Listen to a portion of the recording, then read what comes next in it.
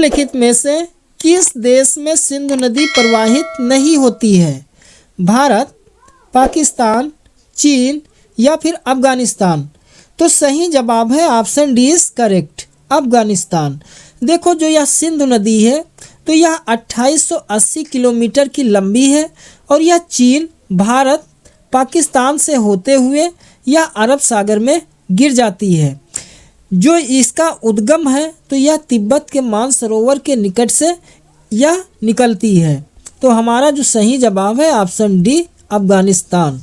Next, Bharat में ताम्रपाषाण stage की जो बस्तियां हैं तो वो किन स्थानों से पाई गई हैं?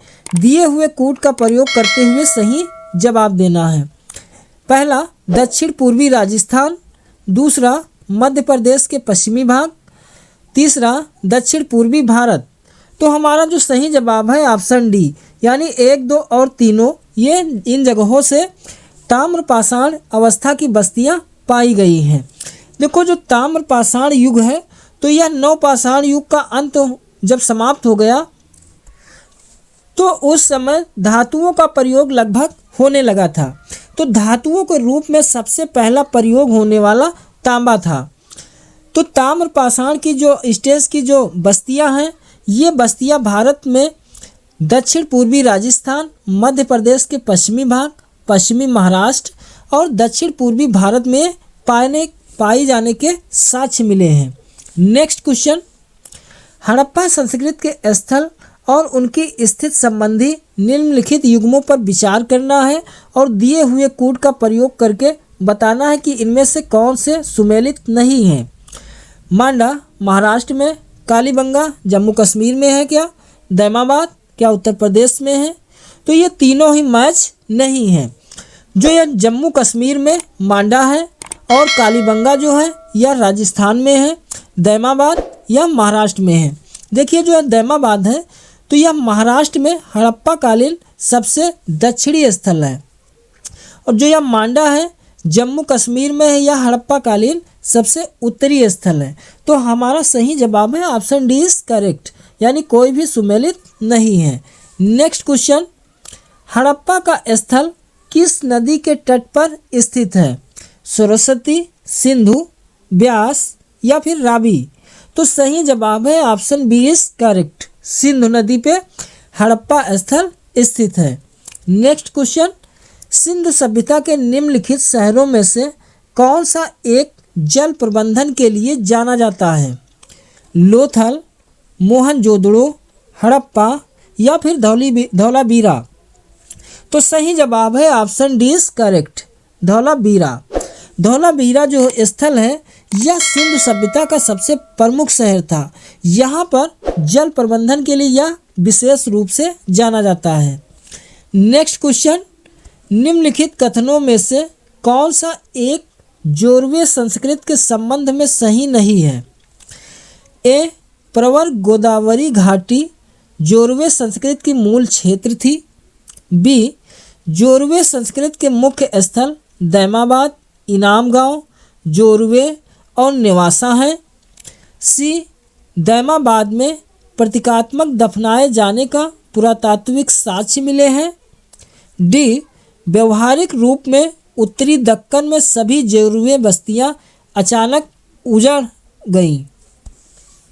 तो हमारा जो सही जवाब है ऑप्शन डी, यानी कि व्यवहारिक रूप में उत्तरी दक्कन में सभी जोरवे बस्तियां अचानक उजाड़ हो गईं। ये सही नहीं है, बाकी तीनों कथन सही हैं। देखिए जोरवे संस्कृत एक जो है ताम्रपाषाणिक संस्कृति थी जिसका विस्तार कहाँ पर था? महाराष्ट्र में था और इसका मूल क्षेत्र जो था वह परवरा गोदावरी घाटी था। संस्कृत के मूल स्थान और स्थलों में दैमाबाद, इनाम गांव और नेवासा, जोरवे ये स्थल हैं। तो हमारा सही जवाब है ऑप्शन डी।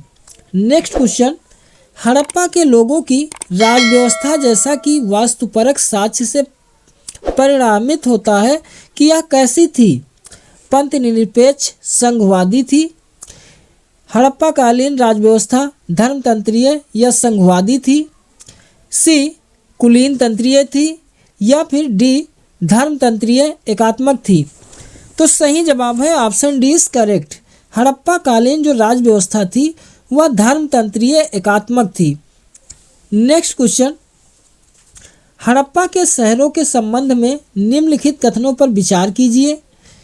पहला स्टेटमेंट है, सड़कें हमेशा पूरी तरह से सीधी नहीं होती थी और एक दूसरे को हमेशा समकोण पर भी नहीं काटती थी।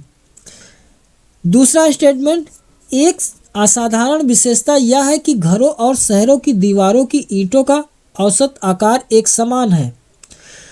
तो उपरोक्त में से कौन से कथन सही हैं? केवल एक, केवल दो, एक और दो दोनों, या फिर एक न तो दो।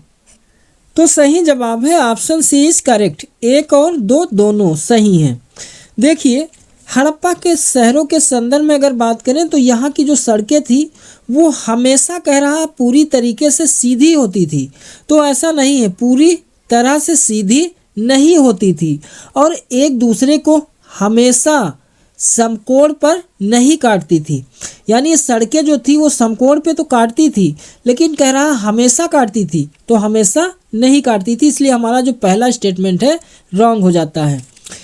एक असाधारण विशेषता यह थी कि घरों और शहरों की जो दीवारों की ईंटें थी उनका औसत आकार एक समान था।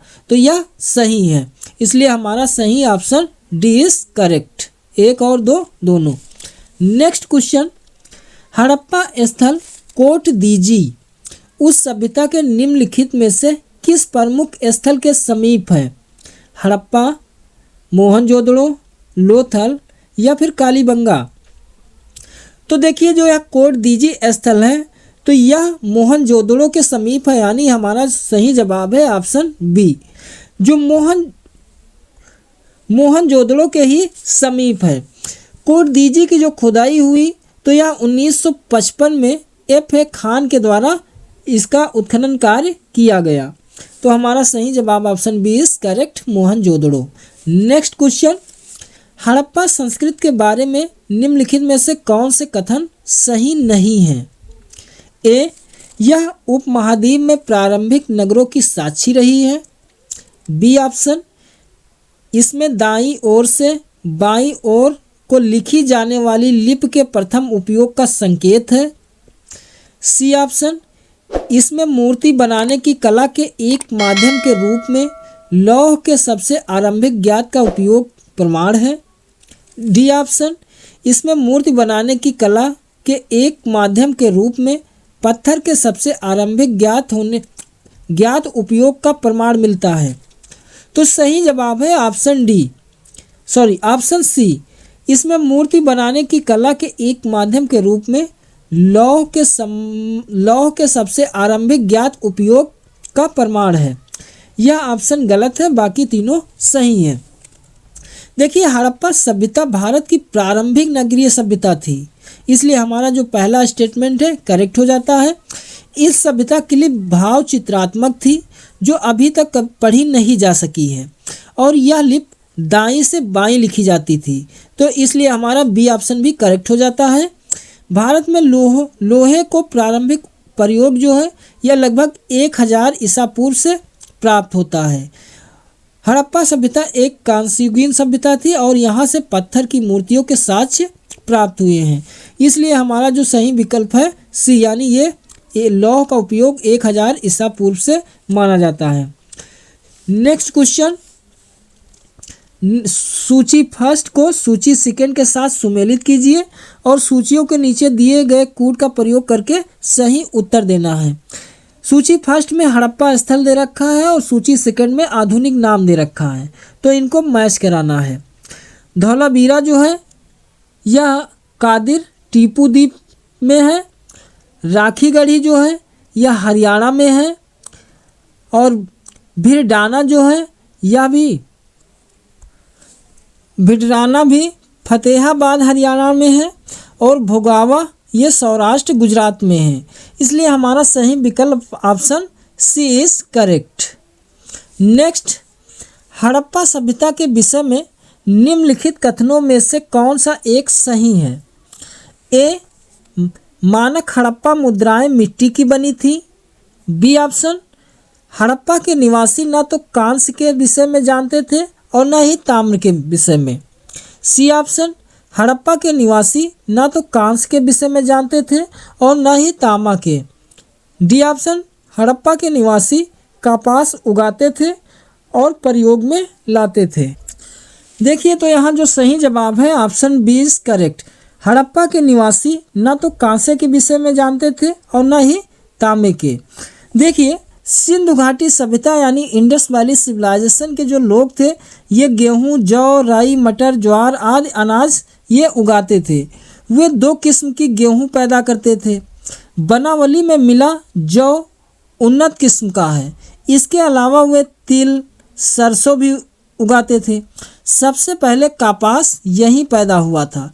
इसी के नाम पर यूनान के लोग इस सिंडन इसको कहने लगे।